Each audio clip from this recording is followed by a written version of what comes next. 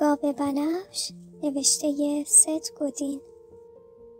خوانش سولماز بوکس. فرض کن یک روز معمولی توی جاده سرسبز و خوشگل شمال داری رانندگی میکنی. هوای تازه، آسمون آبی و اون سمت جاده پر از گاوهای سیاه و سفیده. چند دقیقه اول برات جذابه، قشنگه، حتی شاید بگی عجب منظره‌ای، ولی یه رو که بگذره چشات دیگه بهشون عادت میکنه، همشون شبیه هم میشن، دیگه توجهتو جلب نمیکنن. حالا تصور کن یه دفعه یک گاو بنفش میبینی. بله درست شنیدی، گاو بنفش. اون لحظه همه چی وای میسته، دلت میخواد بدونی داستان اون گاو چیه. وای میستی و عکس میگیری، فیلم میذاری، به همه نشون میدی، چون این یکی با بقیه فرق داره.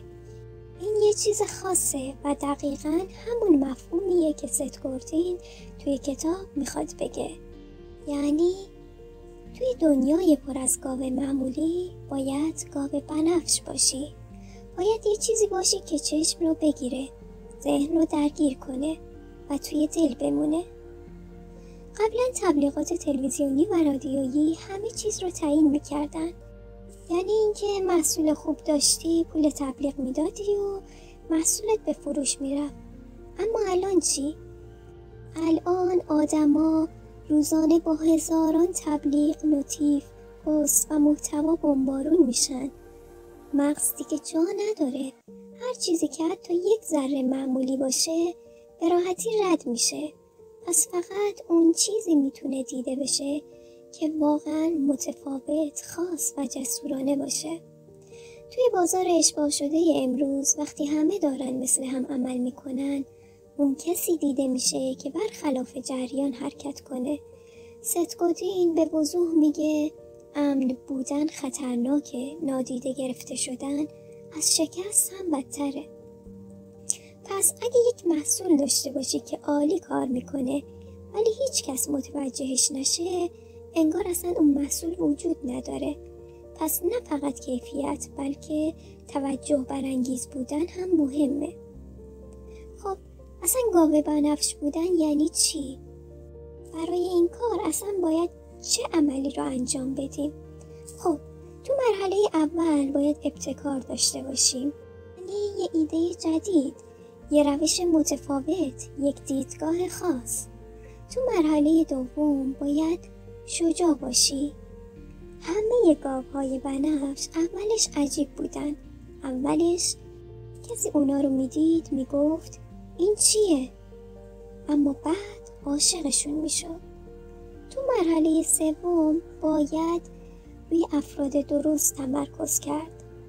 اون همه قرار نیست دوستت داشته باشن، ولی یک قشر خاص میتونن عاشقت بشن و در مورد تو بگن. ست گودین اینو بازاریابی ویروسی مینامه. یعنی محتوای تو یا محصولاتت اونقدر خاصه که خودش دست به دست میچرخه بدون اینکه لازم باشه میلیون ها خرج تبلیغش کنی. خب چند تا مثال واقعی از گاو بنفش توی دنیای امروز بزنیم. مورد اول اپله، برندی که هیچ کس فکر نمی کرد یک لپتاپ یا گوشی اون برند بشه یک جور نماد شخصیتی. اپل با طراحی خاص، تجربه کاربری متفاوت و حتی جعبه محصولش همه چیز رو خاص کرد.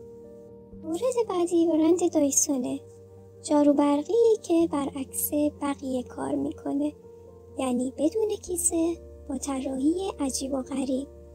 و همین عجیب و غریب بودنش باعث میشه که دیده بشه و محبوب بشه. مورد بعدی ستارباکسه. ستارباکس وقتی وارد بازی شد همه فقط یک لیوان قهوه تحویل مشتری میدادن. اما ستارباکسیا یه سوال ساده پرسیدن: چرا فقط قهوه؟ چرا تجربه جدید نه؟ همه چی تغییر کرد. لیوان ها شخصی شدن. اسم مشتری ها روی لیوان ها نوشته می شد. فضای کافه ها دنج و گرم طراحی شد. قهوه فقط بهونه بود. چیزی که میفروختند حس تعلق بود. در واقع این یک گاو بنفش واقعی بود. اما خب برای اینکه بتونی یه همچین تفاوتی خلق کنی باید بدونی برای کی داری این کارو میکنی. خیلی از کسب و کارها گیر میافتن توی یک دام خطرناک و اون دام اینه که میخوان همه رو راضی نگه دارن. ولی گودین میگه این بزرگترین اشتباهه. تو باید محصولی بسازی برای کسایی که براش میمیرن، نه برای همه. چون اگه همه رو هدف بگیری در نهایت هیچ کس برات نمیمیره. مثلا اگه موزیکی بسازی که فقط یک عده خاص باش حال میکنن، همونا میشن وفادارترین طرفدارات. این بهتر از یک ارتش از آدمای بی تفاوته. اما اینجاست که یک مانع بزرگ جلوی راهت سبز میشه و اون مانع چیزی نیست جز ترس از متفاوت بودن. ما آدما معمولا دوست داریم قاطی جمع باشیم، خاص نباشیم که نکنه کسی مسخرمون کنه یا طرد بشیم. ولی گودین با قاطعیت میگه که اگه همه چی امن باشه همه چی بیروح میشه. درست مثل یک غذای بی‌نمک که نه کسی دوستش داره نه کسی متنفره، فقط اون غذا نادیده گرفته میشه و این همون مرگ تدریجیه.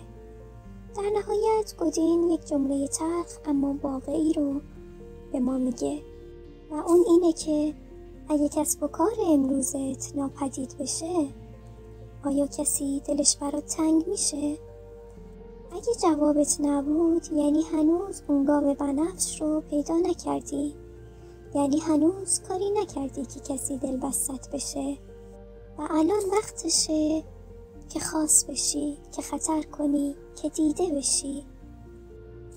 پس اگه حس میکنی وقتشه که خاص باشی و دیگه توی جمع گم نشی، این فقط شروعشه. اگه از این مدل محتوا خوشت اومد لطفاً اونو لایک و ذخیره کن.